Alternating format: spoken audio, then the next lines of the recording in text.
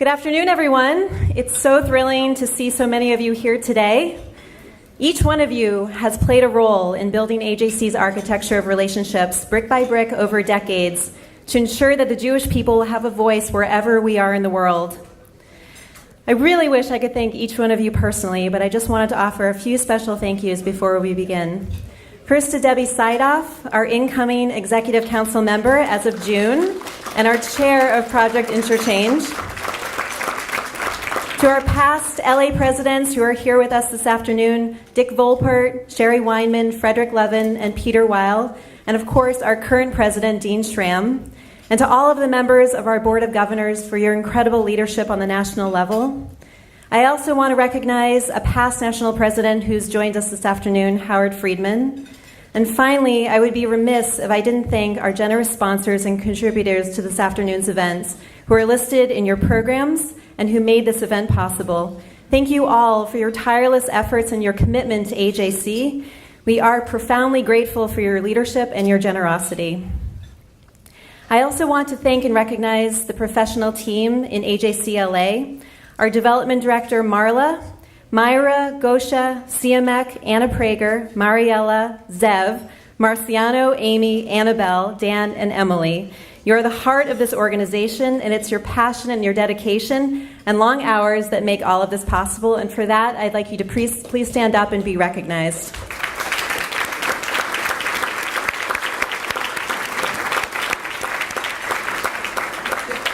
We are also honored to host this afternoon esteemed diplomats from nearly every continent, elected officials and representatives, and leading faith and community leaders, all great friends and trusted partners of AJC and the Jewish community. We first welcome our honorable consuls general from the countries of Austria, Azerbaijan, Canada, Croatia, the Czech Republic, Egypt, France, Germany, Greece, Hungary, Japan, Myanmar, Poland, and the United Arab Emirates, and Deputy Consuls General from Thailand and Kenya.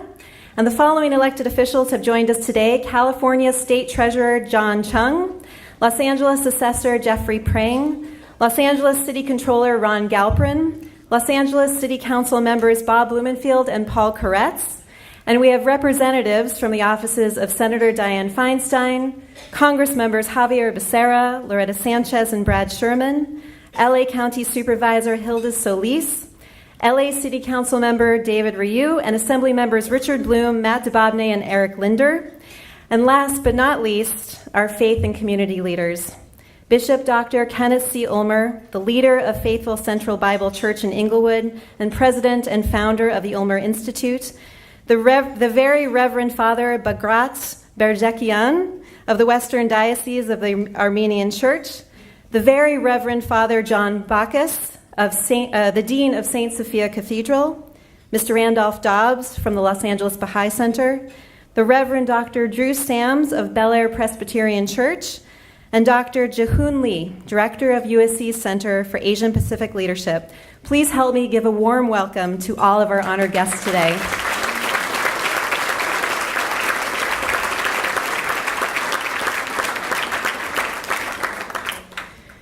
This afternoon, we gather together in support of AJC's mission, as particular as it is universal, to protect Jewish communities around the globe and to achieve a more just and safer world for all. With 10 global posts, AJC has most recently been at the forefront of international efforts to enhance security and to combat terrorism and extremist ideologies in all forms, including anti-Semitism. Many of our international friends in the diplomatic corps here today have had countries torn apart by violence and terrorism. None of us have been alone in our suffering and our shared struggle. The Jewish community understands this all too well because we too have been the target of terror. An attack on our community is part of an attack on all the values and freedoms we hold so dear. But today, I'd like to start us off with a story of hope. It's the story of Manuel Quezon. Manuel was born in a small coastal city in the Philippines in 1878.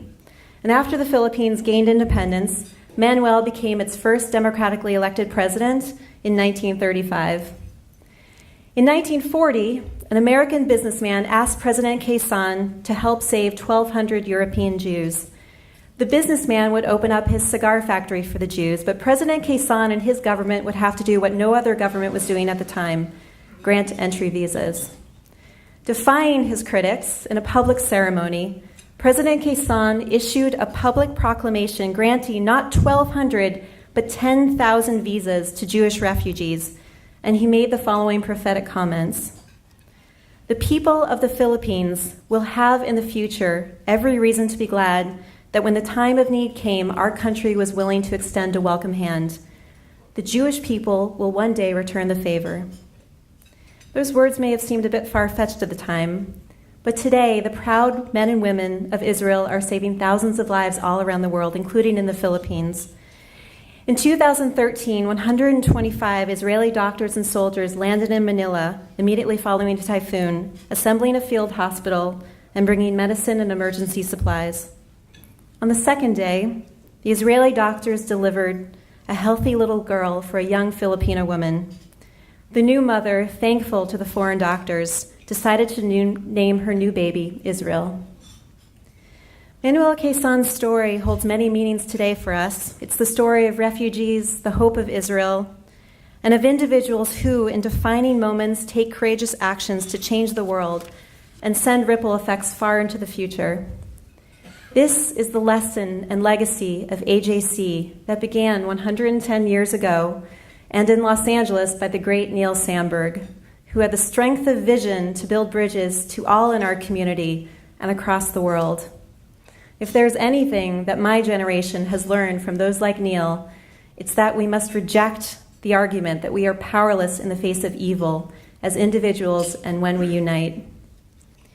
With that, I want to turn to pay tribute to another such extraordinary individual, Dean Schramm. Since his college days, Dean has been a passionate advocate for Israel and the Jewish people. And if there's one thing I've learned about Dean as a lawyer, as an advocate, and as a human being, it's that he's made it his life's mission to give a voice to the voiceless. That is the embodiment of AJC's work. During his involvement with AJC at the height of the genocide in Darfur, Dean brought international attention to the crisis by spearheading a first-in-the-nation citywide sponsorship of an ecumenical service at the First AME Church, and was one of the driving forces behind the creation of an award-winning documentary called Darfur Now. When our students on UC campuses are attacked for being Jewish or for supporting Israel, when they stand powerless in the face of vitriolic attacks on their character, Dean has been there to ensure they had protection, recourse, a platform, and a voice in AJC. He served as an essential advisor on AJC's behalf to the UC regions as they formed a statement of principles against intolerance on our UC campuses, which for the first time has now recognized anti-Semitic forms of anti-Zionism. He has helped to bring about historic legislation in California, AB 2844, to prevent the insidious spread of the movement to boycott, divest, and sanction our ally Israel. And we would urge everyone here to contact your assembly members and state senators to ask that they support this important bill. He has brought his brilliance and understanding of all of AJC's important work to his presidency, from international diplomacy to interreligious coalition building. And although Dean is passing the torch today, I look forward to continuing to work with him as chairman. I know he'll continue to inspire all of us to do great things. I'll end with a quote by Abba Eban, since I know he served as an inspiration to you, Dean. Abba Eban said, "Tragedy is the difference between what is and what could have been." Thank you, Dean, for standing between us and the tragedies that could have been. The world is more just and more peaceful because of you.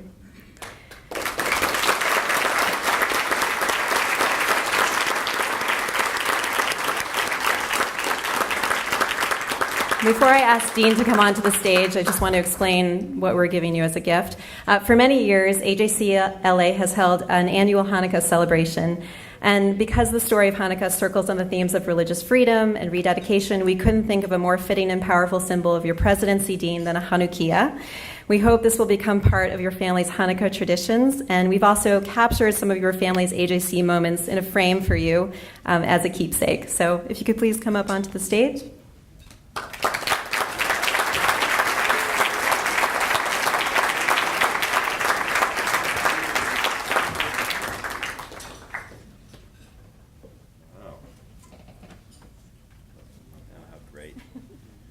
Lois has grown up since then.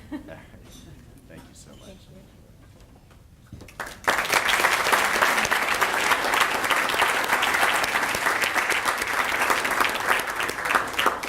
It's now my profound honor to introduce two inspirational visionaries in our community and two longtime friends themselves.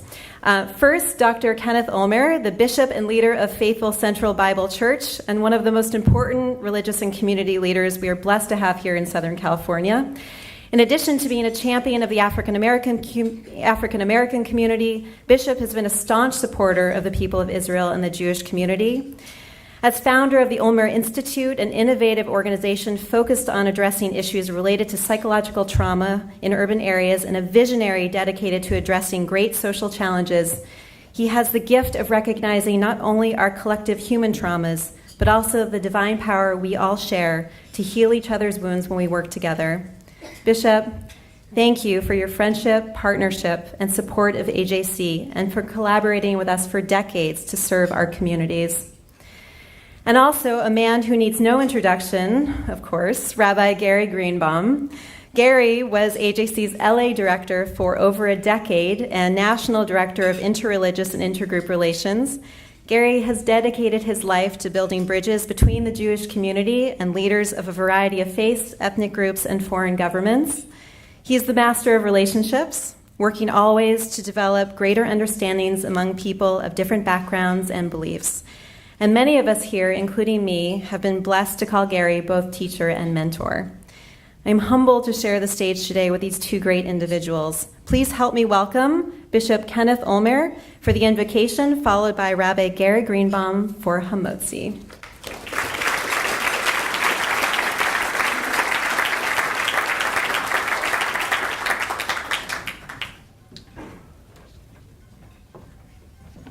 Thank you, Jenna. Thank you. I'm finding that one of the great challenges that I have is coordinating these Jewish calendars and Christian calendars. You guys are off on Saturday. I work on Saturday.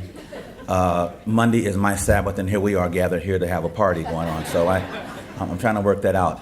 My life was changed by two milestones in two trips that I took. My first trip to South Africa was 2 months after Dr. Mandela was released from Robben Island.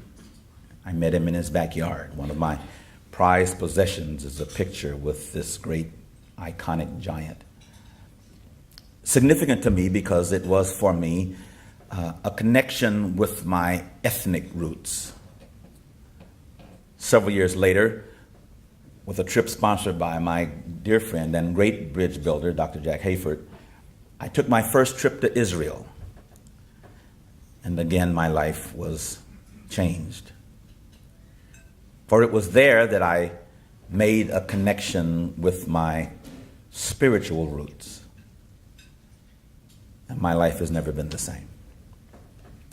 I saw this connection again in the classic portrait, the classic picture of Dr. Martin Luther King locked in arms with Rabbi Heschel. I saw this connection again through my mentor, Dr. Chip Murray, and men like Rabbi Wolf and Harvey Fields, and standing together and observing these giants of freedom, giants of relationships. And my life has never been the same. I am convinced that God meant it when he said, I will bless Israel and I will bless the nations through Israel. I'm convinced that God continues to do that in spite of the challenges or the fulfillment of that prophecy. I see this connection on personal relationships and personal basis with my friend of many years, Rabbi Greenbaum, and Rabbi Muskin and others. The reality is that it's possible. It can be done. Bridges can be built. Lives can be changed. with determination, with conviction, with someone being bold enough to take the step to find common ground. It is true that our God is one, and He is bigger than all of the multiplicity of divisions beneath Him. As my friend and late mentor, Dr. Evie Hill, would say, God has to deal with all of the schisms and isms that should be wasms among us. And yet we press on to make a better society. God has blessed my life, and we're on the verge of blessing a community through a gift that has come through Israel. A new friend and partner of mine, Dr. Eyal Fruchter, who is the chief psychiatrist of the army in Israel, is now partnering with me to help us address the issue of trauma and the realities of the kind of terrors that Jenna mentioned on a grassroots level for our children and for another generation. But it is a manifestation of the truth that the oneness of our God is bigger than the divisions among us. And it is that God to whom we pray. Let's pray. Father, you are one, you are God, and we bless you and we thank you for the challenges that we face, for we face them with you.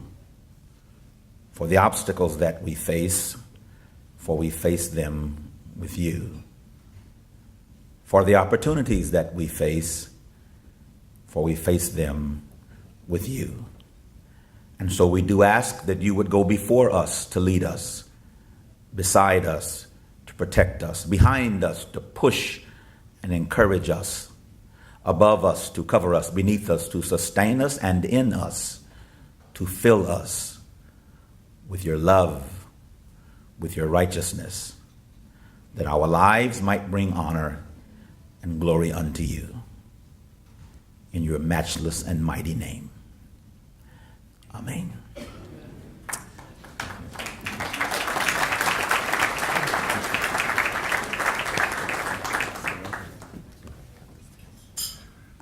Good afternoon. It's really a delight for me to be here with you one more time. And even though you'd all rather not see me here, I know.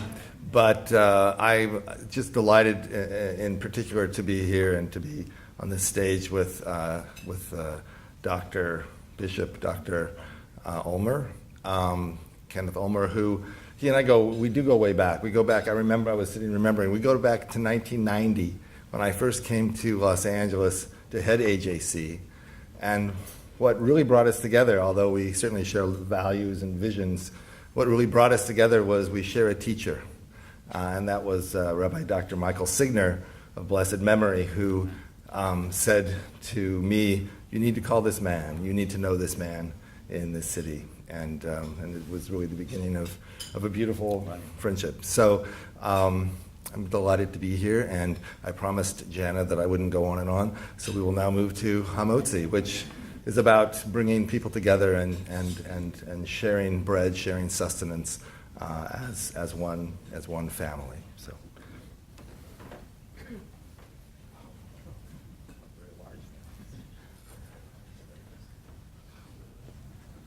Please join with me. Baruch atah Adonai, Eloheinu melech haolam, hamotzi lechem min haaretz.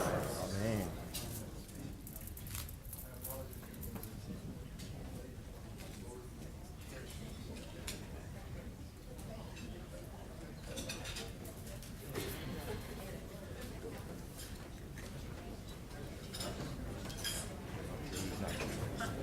Please welcome Frederick Levin, member of AJC's Board of Governors, past president of AJC LA, and Los Angeles Nominating Committee Chair.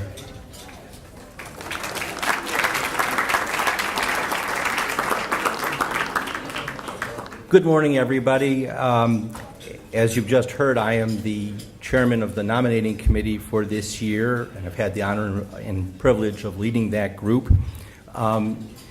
And since I'm the one who is standing between you and lunch, I'm going to try and make the official part of our business this morning quick.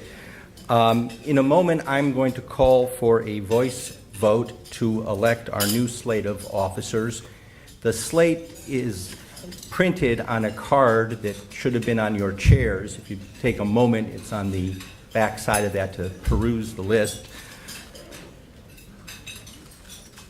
But before I call for a vote, I just wanted to thank the other members of the nominating committee who worked so hard this year to vet the candidates and make a recommendation to this group. They are Gary Jacobs, Debbie Seidoff, Kathy Unger, and Sherry Wyman.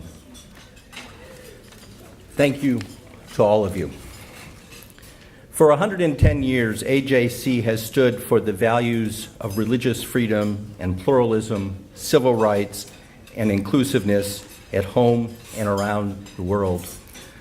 On behalf of the nominating committee, I am pleased to recommend to the board our incoming president, Scott Edelman, and our new officers and board members. Working in partnership with our new regional director, Jana Weinstein-Smith, Scott and his new officers, together with our incredible staff and dedicated lay leaders, will continue to advance these values. So with that, I'd like to call for a vote of the board members. All in favor of the slate, please signify by saying aye. Aye. And the ayes have it. Enjoy your lunch.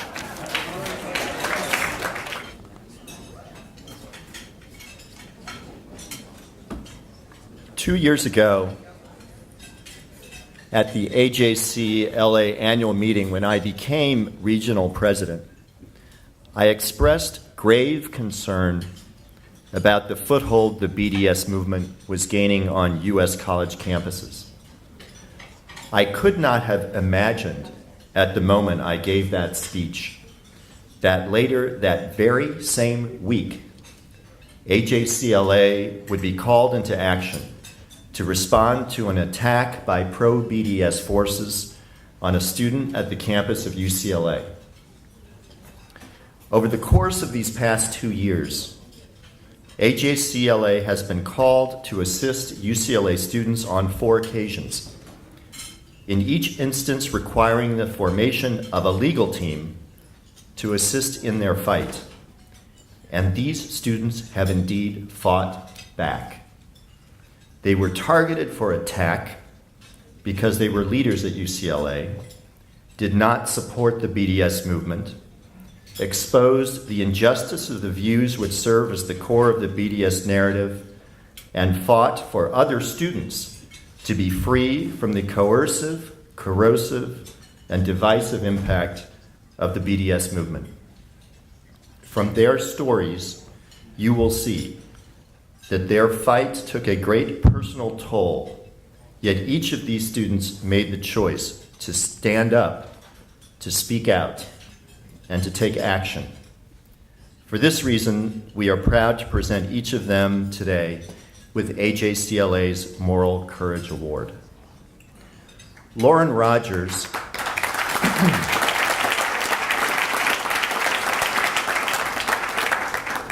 Lauren Rogers served as an elected representative of the UCLA Undergraduate Student Association, known as USAC. During her tenure in office, she traveled to Israel and the West Bank on a trip for California student leaders sponsored by AJC's Project Interchange, an educational institute designed to expose its participants to all that is Israel, its culture, history, art, politics. Those who go meet with both Israeli and Palestinian leaders. Not long after Lauren's return, the Students for Justice in Palestine advanced a resolution before USAC calling for the divestment from certain companies doing business in Israel. The resolution was narrowly defeated, with Lauren voting against.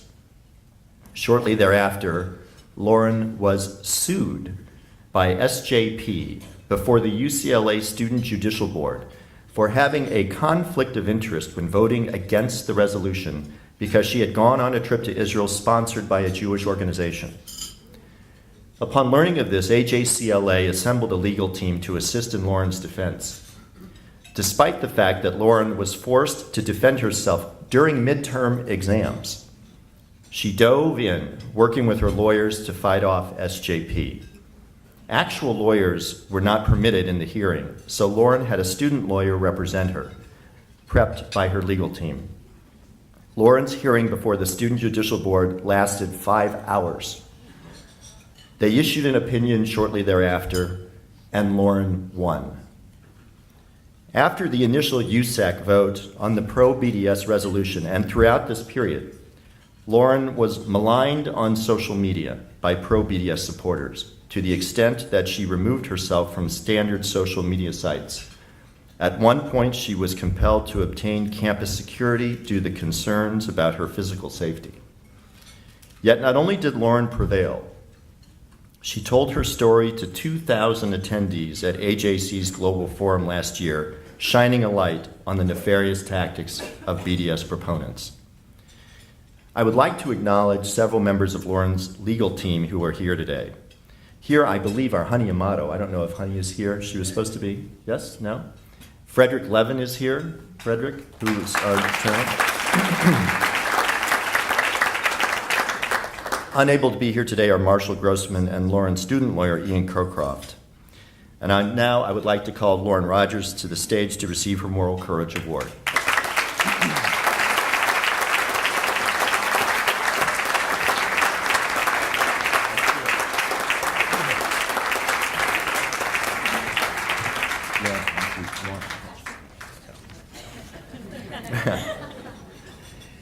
In 2014, UCLA undergraduate student Avi Oved, after a lengthy and highly competitive interview process, was selected by the UC Regents Nominating Committee among all students in the University of California system to be the next University of California student regent. Prior to taking office, however, Avi was required to be confirmed by the full Board of Regents.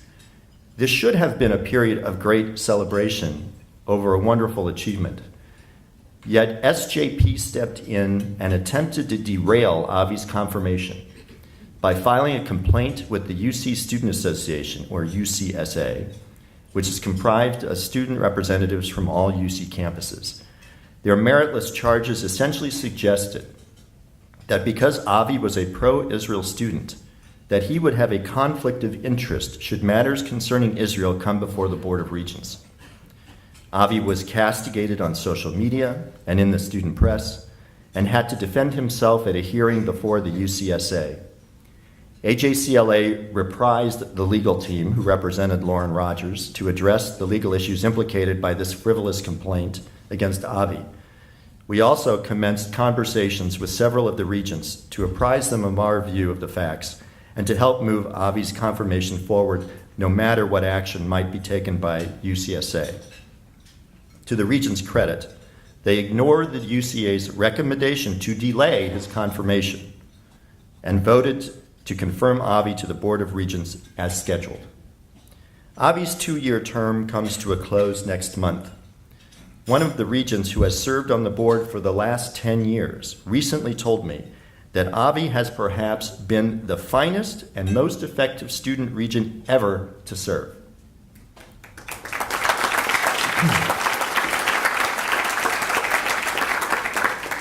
One of Avi's great accomplishments was to advocate for the formation of the Regents Working Group charged with formulating a report in support of a statement of principles against intolerance. In the report, anti-Semitism on UC campuses is condemned expressly, as are anti-Semitic forms of anti-Zionism. As Jana mentioned, this report might be the first instance in which a public institution in this country has linked anti-Semitism with anti-Zionism, in large part due to Avi's efforts.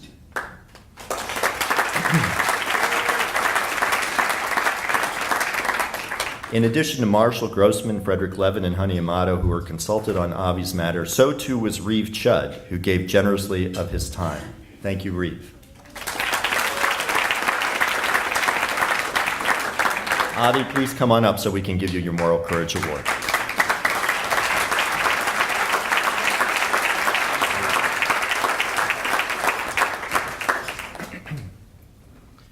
Odd but true, The UC graduate students system-wide are unionized by the UAW. The leadership of the UC graduate student local has been taken over by pro-BDS supporters in order to advance a pro-BDS agenda. In these efforts, in the fall of 2014, the union local leadership decided to initiate a system-wide ballot measure to be voted on by all graduate student union members, calling for the University of California and the UAW International to divest from certain businesses doing business in Israel and calling for an academic boycott of Israeli academic institutions. Kara Greenberg, Josh Seidoff, and Stephen Brumbaugh were among a group of graduate students at UCLA who formed an organization called Informed Grads in an attempt to defeat this pro-BDS resolution. Despite their incredible efforts, the pro-BDS resolution passed. After the vote, Kara, Josh, and Stephen approached AJC LA to see if there might be a legal response to what they saw as the hijacking of their union local. AJC LA assembled a legal team from Gibson Dunn, who prepared an appeal to the UAW International in Detroit, arguing that the policy of the local calling for certain divestment and boycott actions against Israel was unconstitutional under the UAW International Constitution and in violation of the UAW Ethical Practices Code. Stephen Brumbaugh agreed to be the named appellant. The UAW International sent a hearing officer from Detroit to UCLA who presided over yet another 5-hour hearing, in part on the appeal. Kara and Stephen testified at the hearing, in part, about the vilification and anti-Semitism directed at graduate student union members who did not support the BDS agenda. Though they knew they might be shunned by some of the colleagues in their own departments who supported BDS, and knowing their stand could portend negative consequences for their own careers, Kara, Josh, and Stephen pressed on. In December of last year, the UAW International issued its ruling, which states in part, "It is our unanimous belief that the notion of BDS espouses discrimination and vilification against Israelis and UAW members who are of Jewish lineage. The boycott, divestment, and sanctions resolution in question is hereby nullified."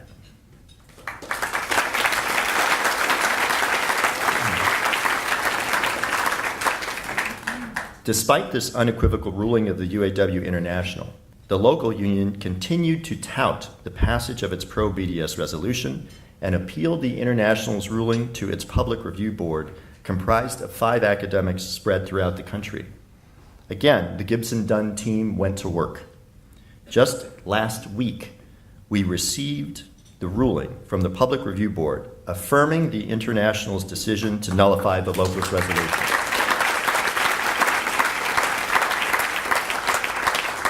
We believe this final decision may have significant impact because other UAW local graduate student unions at NYU, UMass Amherst, and the University of Wisconsin either have passed or are attempting to pass similar pro-BDS resolutions. Because of the work done here, and because of the courage of Kara, Josh, and Stephen, we may see positive impact across the country.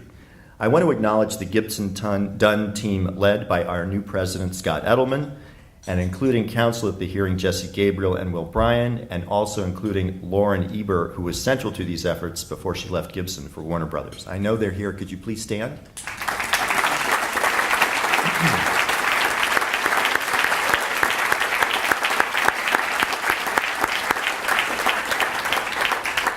Stephen, unfortunately, is out of town and unable to be with us today, but I would like to present you the Moral Courage Award to Kara Greenberg and Josh Seidoff.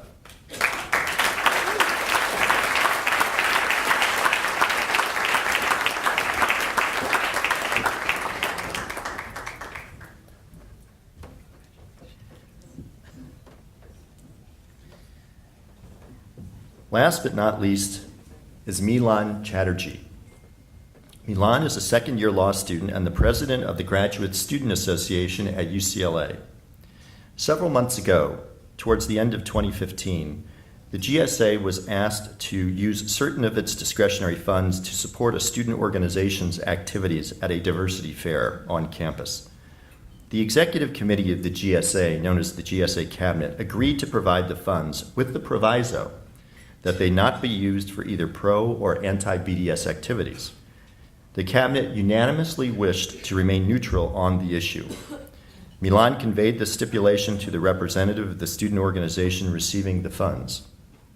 Several weeks later, Milan received a letter from the ACLU and Palestine Legal claiming that he, Milan, violated the First Amendment rights of students who want to support pro-BDS activities by imposing a stipulation on the receipt of funds.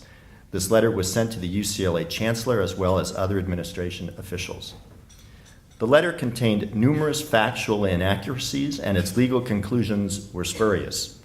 In fact, Dean Erwin Chemerinsky, dean of the UC Irvine Law School and a leading constitutional law scholar, spoke with Milan about this and wrote a letter stating that neither he nor GSA violated the First Amendment in issuing its policy. Despite Erwin's letter, using the ACLU letter as ammunition, SJP went about organizing an elaborate effort to remove Milan from office, wrote scurrilous op-eds about him in the Daily Bruin, all the while distorting the facts and publishing ludicrous charges against him. As a second-year law student and someone who merely wanted to give back to an institution which he admired by serving in its student government, Milan seriously considered resigning his position under the life is too short theory. But to his credit, to his great credit, Milan decided he would stand and fight. He would not be intimidated or bullied by the organized efforts of SJP. AJCLA connected Milan with another legal team, in this instance from the law firm of Glazer-Weil. Milan beat back what became numerous efforts to remove him from office by leaders of SJP, though he is still having to contend with the consequences of specious SJP complaints. Because of the courage Milan displayed and continues to display, he has been invited by the Israeli ambassador to the United Nations to participate in an anti-BDS conference at the end of the month at the UN. And Milan, at the AJC Global Forum in June, will be awarded AJC's first Campus Courage Award.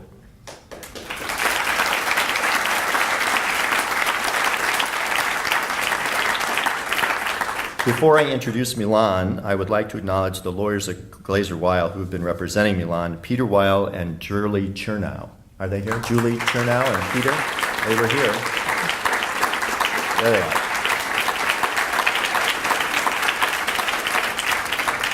Michael Cypers, who could not be here today, also has been helping Milan at the Glazer-Weil firm.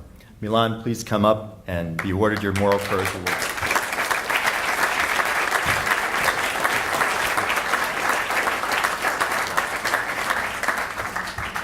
The inscription on the plaques which we have presented to these students reads as follows.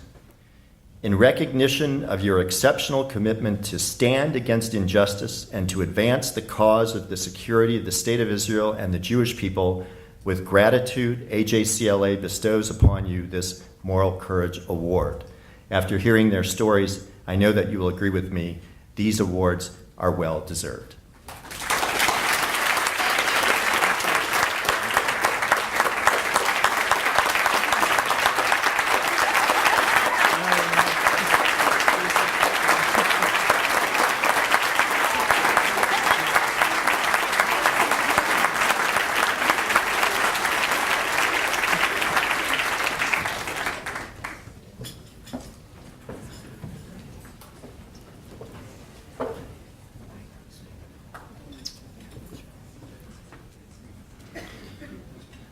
In a moment, I will have the privilege of introducing our new regional president. But as I take my leave of this position, I must say a few brief yet heartfelt thank yous. To the staff of AJCLA, you have done great work under challenging circumstances during my tenure. I greatly appreciate your dedication to AJC's mission, your hard work, and your professionalism. To those of you who I have called the leadership group, you are the heart and soul of this organization. The work you do in partnership with the staff is nothing short of inspiring. Thank you. To my partner in crime over the years, Rabbi Gary Greenebaum. Where's Gary? There you are. You stepped in again when you were needed, with grace and good humor, which is always appreciated. Words cannot express how lucky I am to call you my friend. To Dick Volpert, you have been a mentor to me. I've always been able to count on you for keen insight and sage advice. You and Marcia have taken Wendy Thomas and me into your family, and I can't thank you enough. Finally, to my wife. It's funny, during these past 2 years, Wendy was actually the wife of Dean Schramm, rather than I usually being the husband of Wendy Gruhl. We've gone through so much together over the brief 13 years of our marriage, experiencing great joys and weathering stinging defeats. But through it all, we've stood together shoulder to shoulder, hand in hand, and supported each other unconditionally, come what may. So I want to say to you, Wendy, thank you, I love you, and happy birthday.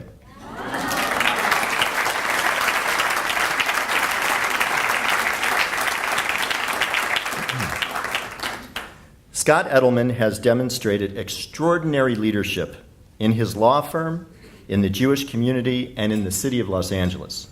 I personally have sought his advice and his help on a number of occasions over the past 2 years, and he has stepped in under challenging circumstances and in each instance without hesitation. Scott has demonstrated a profound commitment to the mission of AJC.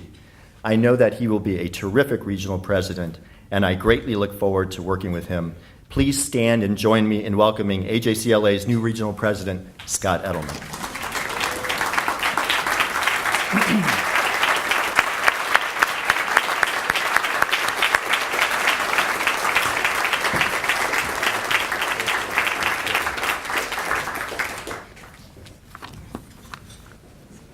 Thank you very much. I am honored to be here today. I'd like to start with a few thank yous myself. And my first is to Dean, whose work as AJC president will leave an everlasting legacy. And I think we just saw a part of it today in connection with the battle against BDS, in which Dean has played such a leadership role. It was Dean who asked me to get involved with the board and in working against BDS. And it was at his request that my law firm colleagues and I got involved in the appeal of the graduate student divestment and boycott resolution. And while Dean was so generous and gracious in his praise of us, Dean was the person who not only organized the effort, but was an integral part of the legal team, litigating in the trenches with us. So Dean, thank you for that.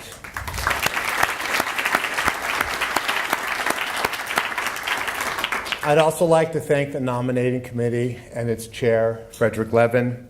I'd like to thank the board members who elected me and the new slate of officers, and the co-chairs of the committees and task forces who are leading AJC's efforts by building key relationships in our community to advance AJC's advocacy efforts.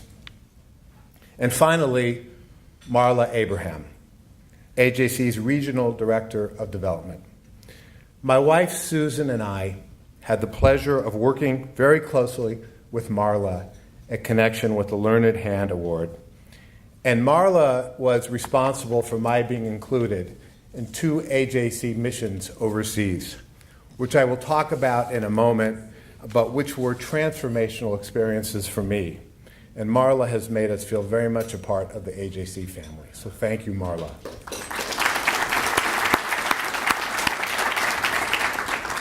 As president, I look forward to building on the many successes of AJC in Los Angeles, and I am incredibly excited to have the opportunity to work with our new and dynamic executive director, Janice Smith.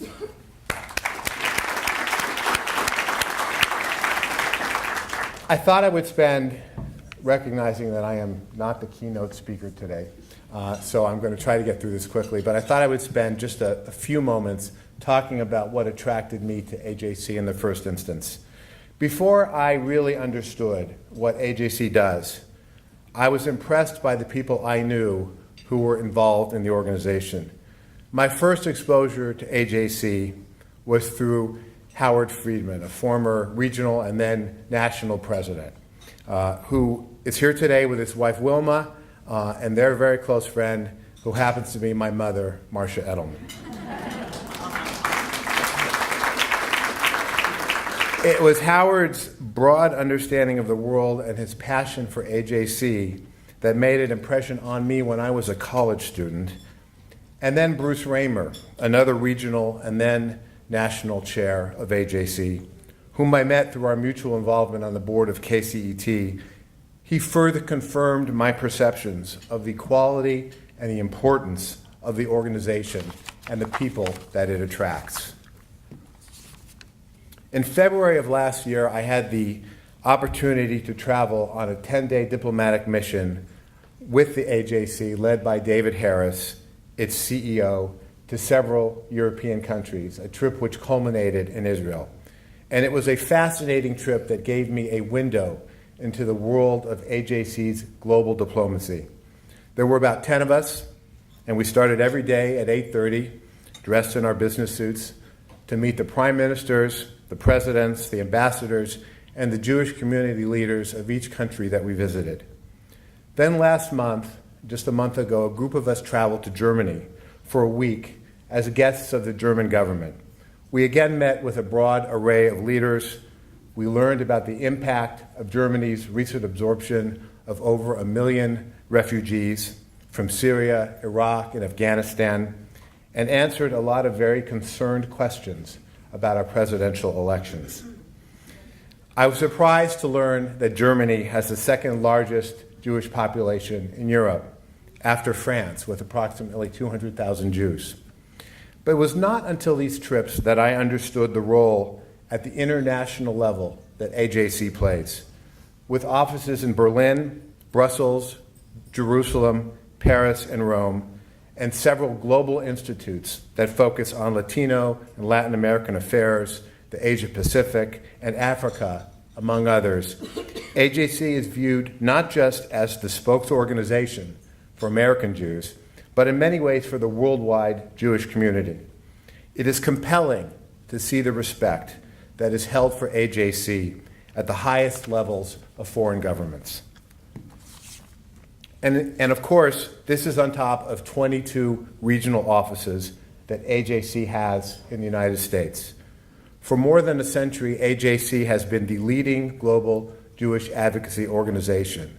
And through global diplomacy, legislative advocacy, and interreligious and interfaith coalition building, AJC promotes human rights and democratic values around the world.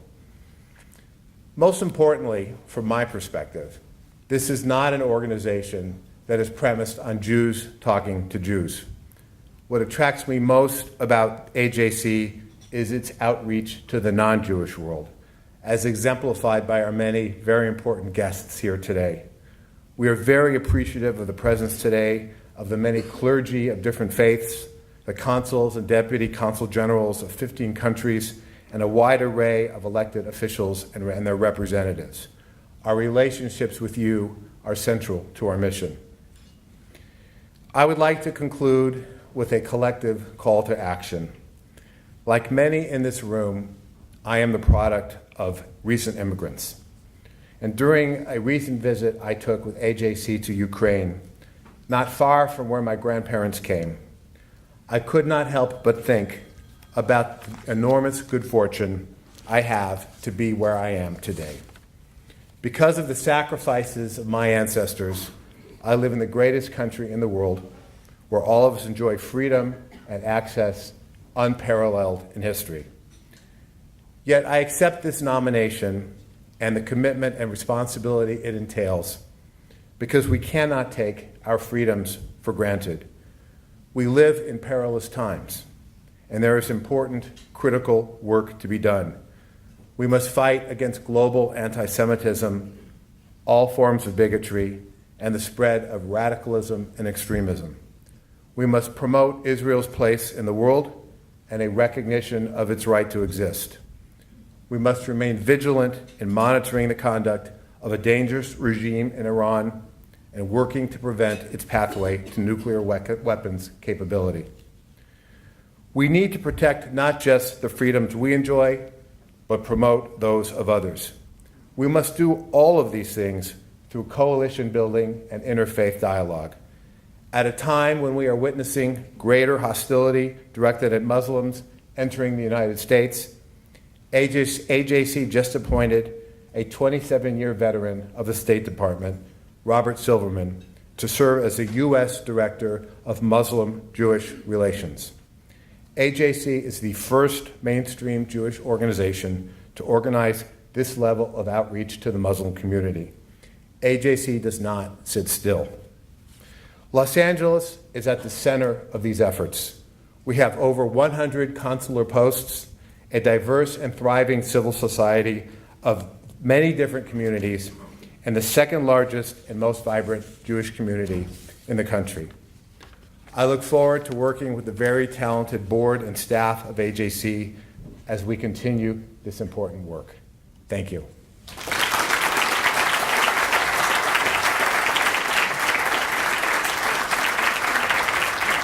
Please welcome Debbie Sila, incoming chair of AJC's Project Interchange and incoming AJC National Executive Council member. Hi, everybody. What a day. Good morning, everyone. Many of you remember that 3 years ago, we launched the Judy Fund in honor of our beloved Judy Kaufman. Judy and her husband, Roy, were and are passionate about inspiring and training the next generation of leaders for AJC. This fund was established to do just that. At last year's annual meeting, we introduced the first cohort of Judy Fellows. This is a leadership initiative for AJC's Access program, which selects 3 fellows per year. The Judy Fellows have access to a variety of experiences within AJC, both locally and nationally. They participate in leadership skill training, connect with AJC mentors, and become peer mentors themselves for future Judy Fellows. Blessedly, Judy was able to see the launching of the Judy Fund and to meet that very first cohort of Judy Fellows. Roy is here today, and you have to know that Judy's spirit is in this room as well, as we announce and introduce the second cohort of Judy Fellows. As I call your names, please stand so that you can be recognized, and please hold your applause until they've all stood. Yonit Kovnator, where are you? Josh Sussman, Jonathan Waxman. We're thrilled to introduce you today, and we really look forward to great things that you will be doing in the next year. Thank you.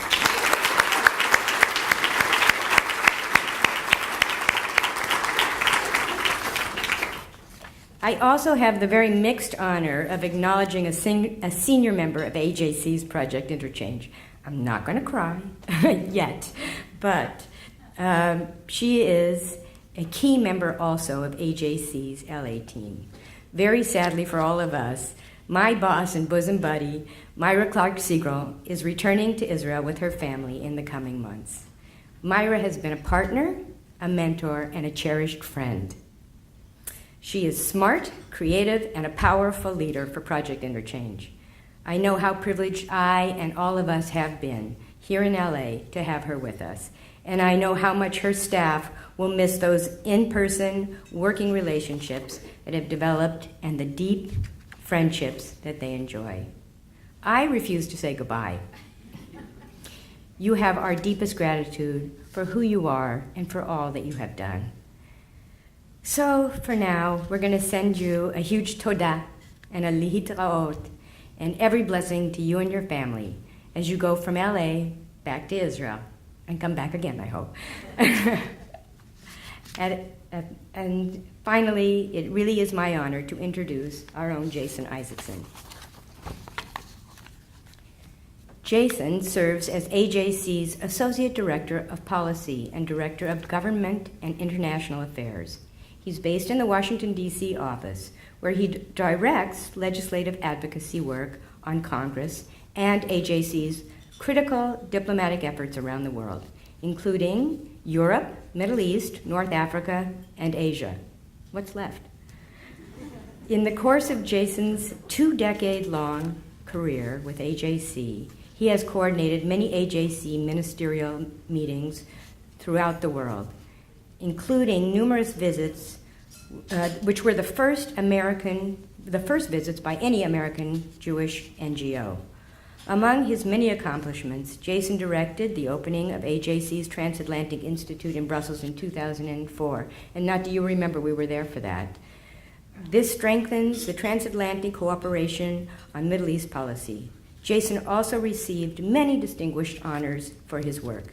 In 2007, the French Ministry of Culture and Communications awarded Jason the rank of Chevalier of the Order of the Arts and Letters. And in 2009, no less than King Mohammed VI bestowed Jason with the honor of Chevalier of the Order of the Throne of the King of Morocco. We're blessed to have such a brilliant mind helping craft AJC's strategic initiatives around the globe. Please help me welcome Jason Isaacson.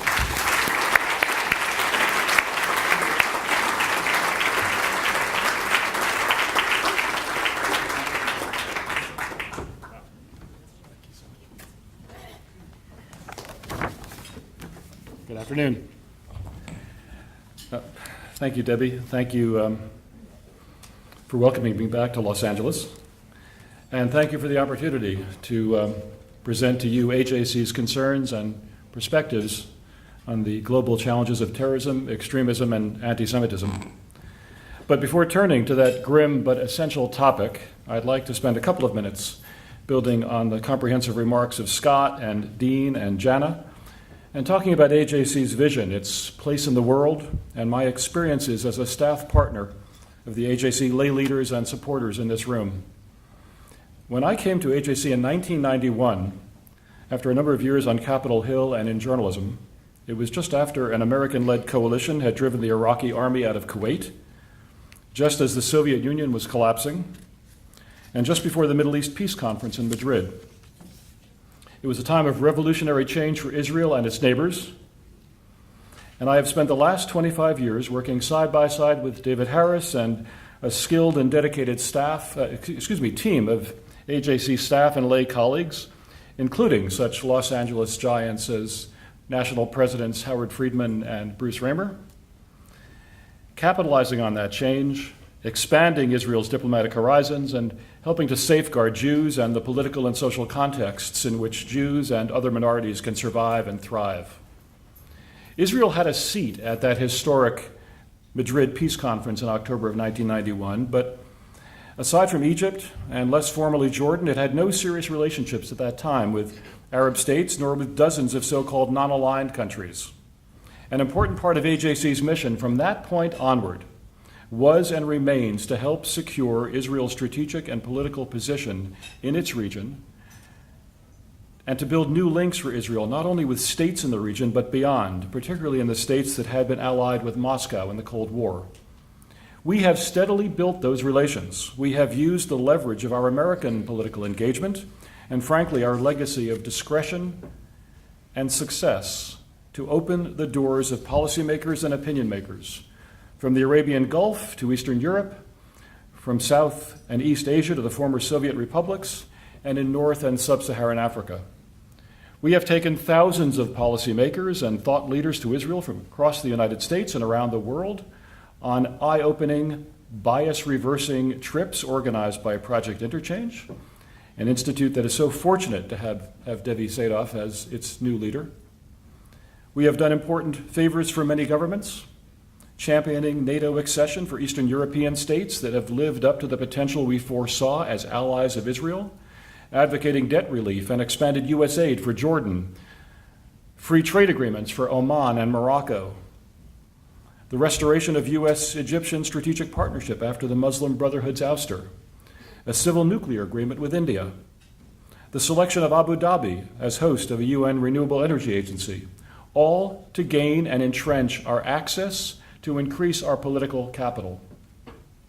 And we've used that capital for Israel, for the Jewish people, for our partners around the world.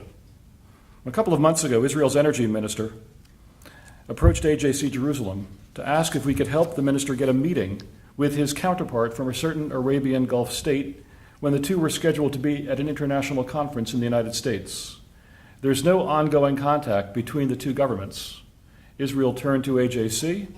We spoke with our longtime contacts in that Gulf state, and the private meeting took place. It's by no means the first time that we've opened such doors. Last year, a young reformer in Yemen, a Muslim-Jewish dialogue partner for AJC Access, our next generation leadership program, was trapped in Aden as the Iranian-backed Houthi rebels mounted an all-out assault on that port city. An Indian warship was just offshore to ferry Indian expatriates out of harm's way. Mohammed urgently asked AJC for help. We reached the Indian Foreign Secretary, and within 2 days, our friend was on that Indian ship. He was taken to Djibouti, where we intervened with the State Department to expedite his application for asylum. 2 months later, he spoke at the AJC Global Forum in Washington. Today, Mohammed is an active participant in our expanded Muslim-Jewish outreach program. From the historic first bilateral meeting AJC brokered, and indeed we witnessed, between the Moroccan and Israeli foreign ministers, to the ongoing cultivation of political contact between Israel and Gulf states, to the preservation of ancient synagogues that we convinced the Egyptian government to undertake, to protections that we helped assure for Jews in North Africa and are continuing to pursue creatively and relentlessly for threatened Jews across Europe. Our unique international program is broad, it produces results, and it is ever more in demand. Which brings me to today's topic, the challenge of terrorism, extremism, and anti-Semitism. With your permission, I will focus my remarks exclusively on Europe, where we have witnessed a shocking and intolerable growth in violence against specifically Jewish targets, a huge spike in reported anti-Semitic expressions and actions committed almost in parallel with the most gruesome acts of terrorism directed at the general public, including the massacres 2 months ago in the Brussels airport and subway station, and in the Bataclan concert hall and across Paris last November, as well as in the attacks on free expression, such as the carnage at Charlie Hebdo and the killing of a film director in Copenhagen.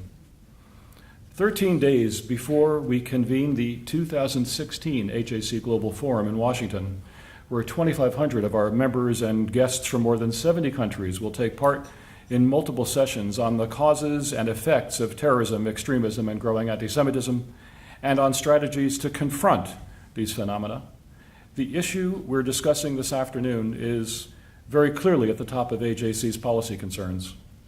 Tomorrow, May 24th, will be precisely 2 years after a murderous rampage by an Islamist extremist at the Jewish Museum of Belgium. 2 miles from AJC's Transatlantic Institute Brussels office left 4 people dead, not the first and not the last in a wave of deadly attacks on Jews and Jewish institutions in Europe. It's been 16 months now since the atrocities at the offices of Charlie Hebdo and the Hyper Kosher supermarket, 15 months since the killing spree in the Copenhagen Cafe and at the entrance of the Great Synagogue there. A friend and colleague of mine, a member of the board of the AJC Transatlantic Institute, is an expatriate Danish Jew and grew up with Dan Uzan, who died while guarding a bat mitzvah that Saturday night in Copenhagen. As you saw in the film that we showed just a few minutes ago, we honored Dan posthumously at last year's AJC Global Forum in a moving ceremony that ended with a brave and really heartbreaking speech by his sister, Andrea. I'd like to read part of a note that my friend sent me the day after Dan was shot and killed by Omar Abdel Hamid El Hussein, a radicalized Danish-born son of Palestinian immigrants. This is what she wrote. As you can imagine, fear is penetrating the community. My parents and their friends are canceling their social events and keeping a low profile. Except for condolence messages, my Jewish friends are refraining from voicing their opinions, myself included. My sister, who has a 3-year-old daughter, has been calling me daily in shock and scared for the future of her child. We simply cannot understand what is happening in our safe and happy country. We all know that Dan died a hero protecting his community. However, had it not been Dan, it would have been someone else from the community, because this attack was not personal, it was general, against all Jews, and that is what makes me shake. The politicians are still not accepting the reality and are twisting and turning the issue to avoid saying that there is a real problem with anti-Semitism and radical Islam. These days, I feel helpless. Tonight, thousands of Danish people are gathering to show respect for the victims, including the Danish man who participated in a freedom of speech-themed event and was also viciously murdered. They want to show that Denmark is strong and will not bow to terrorism. But I am not convinced that all the people marching really understand what is going on, what is at stake. I am not convinced that this terrible attack will change anything. I pray to God I am wrong. Don't we all? My friend's letter is a reminder of the terrible phenomena Europe has been experiencing in recent years, the phenomena of Islamist terrorism and violent anti-Semitism, that it isn't theoretical, it isn't a policy abstraction, it's profoundly personal, because attacks on Jews have been, in some sense, a harbinger of and a template for broader acts of terror in recent years. Please allow me to narrow my focus on the appalling rise in anti-Semitic attacks, which AJC has highlighted and brought to the highest levels of attention by European leaders. Every day, our colleagues in AJC's offices across Europe and Jews throughout the European Union are facing a personal quandary and making wrenching personal decisions. Do I stay or do I go? Am I a responsible parent if I send my child to the Jewish day school, passing the soldiers or anti-terrorist police officers that are stationed, if indeed they are stationed out front, and explaining or avoiding explaining why all these gates and cameras and weapons are now necessary? How much am I risking my life if I go to Jewish religious services and communal events, knowing that I will be entering and exiting through the one clearly marked door that surely must be on the watch list of the jihadist cells and lone wolves that have embedded themselves in my and nearby countries, and possibly even in my neighborhood? It is an abomination that these are the thoughts, the entirely justified worries of more than 1 million Jews in Europe, a continent that has been home to Jews and enlivened by Jews for more than 2 millennia, a continent that was saturated in the blood of Jews 7 decades ago. But this is the tragic case today. The AJC convened a special conference in Brussels last May, in a period that we labeled as the defining moment for Europe, to put forward a set of recommendations to answer the fears of Europe's remaining Jews, a set of recommendations to maintain European values. We labeled our program a call to action, and over the last year we have distributed it widely in Europe and shared it with appropriate officials in the United States and elsewhere. I'm pleased and honored that Deputy Secretary of State Antony Blinken, who you saw in that video addressing last year's Global Forum, cited and praised our call to action. In our package of recommendations, which are as timely and vital today as when we first presented them, we appeal to the 28 member states of the European Union, nearly all of which were represented in our Brussels conference, to change the unacceptable reality of rising anti-Semitism, not for the sake of their Jewish constituents alone, but for the sake of Europe, its noble principles, and its future. Please allow me to sketch out a few steps that AJC has urged our European interlocutors to consider. The most basic request is to formulate Europe-wide, country by country, and immediately, an action plan to combat anti-Semitism. A plan that has community consent, clear lines of authority, achievable goals, sufficient funding, and a long-term commitment.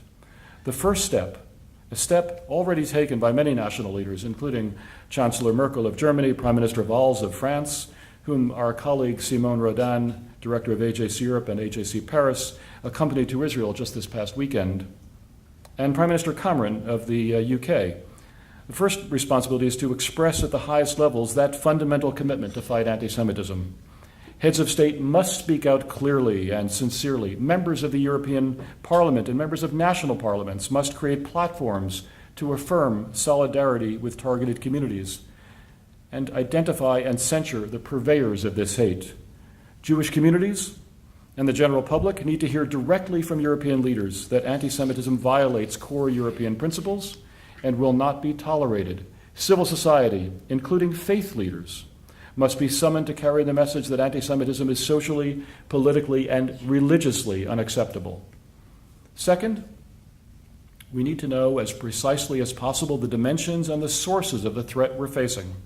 If radical Islamists are targeting Jews, sometimes in the most brutal ways, as in the torture death of Ilan Halimi outside Paris 10 years ago, and in the murders of 3 young children and a rabbi at the Jewish school in Toulouse in 2012, and sometimes in the sort of bullying and menacing rhetoric that was so common in the street demonstrations across Europe in the summer of 2014, then let us be honest enough to identify the nature of the problem, because we are talking about a dangerous subminority of an important and highly diverse minority, and because anti-Semitism in Europe has a long history and is by no means the exclusive preserve of that minority, it is necessary to define the challenges we face. Even after a year of physical attacks and chilling displays of hate, data on anti-Semitic attitudes in EU member states and analyses of the specific sources, social prevalence, and potential ramifications of those attitudes are in shockingly short supply. So too are comprehensive data on anti-Semitic incidents and perpetrators. In order to fashion appropriate responses, the clearest possible profile of European anti-Semitism is necessary. A recent survey in France, undertaken in cooperation with AJC, found dramatically stronger anti-Jewish sentiment in certain political and demographic sectors, and will help the French government deploy educational, law enforcement, and other resources more effectively. We are calling on all EU states to carry out similar surveys on the sources and effects of anti-Semitism.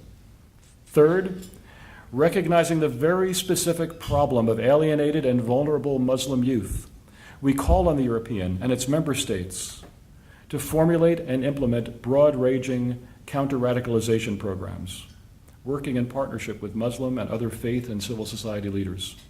Part of that program will require assuring that religious leaders in Europe convey messages to the faithful that aren't antithetical to European values.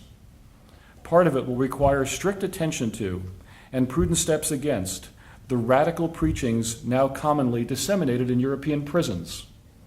Part of it may require steps to block Saudi and other extremist imams from European mosques. Part of it will require long overdue and unprecedented cooperation with Muslim community leaders. Indifference to and neglect of these communities is not only unjust, but socially irresponsible. Their active participation in this struggle is necessary. And part of the counter-radicalization agenda will require a new commitment to tolerance education, although we acknowledge the long timeline such an undertaking entails. We must enlist public and private schools in structured efforts to change the attitudes of youth harboring anti-Semitic views. Educators must be encouraged to develop accessible new curricula imparting the core message that anti-Semitism is incompatible with fundamental European values. Fourth, we simply must do a more effective job of monitoring and detoxifying social media. The internet, the ultimate medium for information sharing, allows as well for the instant and universal dissemination of anti-Semitism. Several organizations across the EU are monitoring existing websites and social media accounts and watching as new ones spring up. Efforts to close sites that promote hate are challenged by differing laws and jurisdictional questions and free speech concerns. My AJC colleagues and I call on European governments to re-examine such laws, to adopt and strengthen hate speech measures to prevent, limit, and punish the worst offenders, to share information on this dangerous phenomenon, to seek the cooperation of internet service providers, and to block sites and accounts that promote and incite violence. The fifth element of a successful work plan against anti-Semitism is prevention. As we know too well, European jihadists travel to Syria and Iraq, are indoctrinated and hardened in war, and if they survive and return home, pose a lifelong security threat to their countries and across the continent. These foreign fighters, now numbering several thousand, can freely traverse the Schengen area. One such French jihadist stands accused of traveling to Belgium and committing the atrocity at the Jewish Museum that I cited earlier. Extremists pose a terror threat to all European citizens, but Jews and Jewish institutions are high on their target list. It is necessary that European governments put in place the necessary border controls, surveillance procedures, and formal systems for information sharing between countries to prevent the return of jihadi radicals to Europe, or, more importantly, to keep them from leaving in the first place. Sixth, Europe must assure the physical security of Jewish communities, their members and institutions. Jews across the continent have experienced a surge in anti-Semitic violence and threats over the last 2 years. It is essential that European governments undertake thorough analyses of the security of their Jewish communities, engage outside experts as needed, enlist law enforcement authorities to assure appropriate responses, and make resources available to bolster the security of communities most at risk. France has set an admirable example in deploying thousands of police and soldiers to safeguard Jewish institutions across the country. As I discussed last week with Simone, however, it is not clear how much longer the French national budget and political will can maintain this level of protection. Last, but by no means least, we must confront the anti-Semitism at the core of so much of the European derision of Israel. We certainly mustn't always assume that criticism of Israel is essentially anti-Semitic, but we mustn't be naive, or allow our European friends to be naive, about how much of it is. European policymakers and opinion makers can and must be our allies in this struggle, and we will encourage them with Project Interchange and other programs to reveal the truth of Israel's legitimacy and vulnerability and heroic defense of democratic values. What I have just sketched out are the core elements of AJC's proposed European work plan to combat anti-Semitism. But as we have said repeatedly in capitals across Europe, and to senior officials of our own government, and to our civil society partners, what must come before any of these elements is will. The will of European leadership to assure the security and the European future of Europe's Jews, and to defend the values, the security, and the future of Europe as a whole. That is what we and our European brethren need, and with your help, it is what we are committed to achieving. With a series of high-level conferences organized by AJC's European offices over the last year, including last month's wake-up call in Paris, which drew an audience of 1,000 and was keynoted by Prime Minister Valls, and in close cooperation with the allies we have gained in European national governments, in the European Commission, and in civil society, AJC has changed the conversation about the urgency of confronting the threat of anti-Semitism, about effective strategies against Islamist terrorism that include partnership with outraged Muslims and allies in the Arab world, and about the danger of simplistic, nativist, ultranationalist responses to the crises we face. We will not relent, or to borrow an old AJC motto, we will not desist in raising awareness about these phenomena, nor in fashioning appropriate, practical remedies and advancing them in the arenas of public policy. Alongside our ongoing efforts in national governments, international forums, and on college campuses, in church conventions, and in other settings to assure fair treatment of Israel, to reject discriminatory boycott initiatives, and to fight any attempt to compromise its security, and our unwavering support for U.S. global engagement and leadership, a proposition lately and distressingly put at risk in the current presidential race. These will be the pillars of AJC's global advocacy in the year ahead. These are the critical areas in which AJC provides its members, provides all of you the power to act. And these will be the core themes of our global forum in just 13 days. I look forward to seeing you in Washington and to continuing this vital conversation, and I thank you.